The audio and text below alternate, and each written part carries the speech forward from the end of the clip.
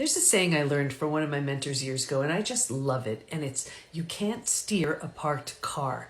And we see this so often when people are healing from betrayal, where if they are in motion, you learn what works, what doesn't work, what they need to do differently, what to never do again, all these kinds of things, as they move through the 5 stages from betrayal to breakthrough.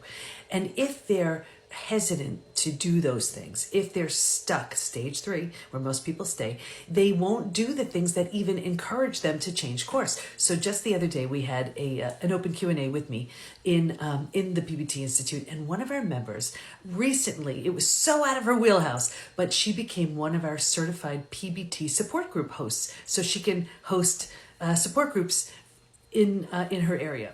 And because of that, because she took on something different, all of a sudden she said that led to, well, where is she going to have her support group? And it led to her finding the most incredible wellness center, and she's going to have it there. And then she was looking to move, and then all of a sudden the perfect condo showed up for her. So my point is, if you are in motion, if you're doing those things that feel a little challenging, feel a little uncomfortable, create that sense of like, uh-oh, I don't know. Sort of like that feeling of like when you're going up the roller coaster, you know? I mean, if it's terrifying, it's different, but if it's just that like butterfly kind of feeling, it's a sign letting you know something is different, which usually leads to something different. So you can't steer a parked car. Get in motion so you can see what's working, what's not, and whatever it is, you can continue to move through the 5 stages from betrayal to breakthrough. Follow for more.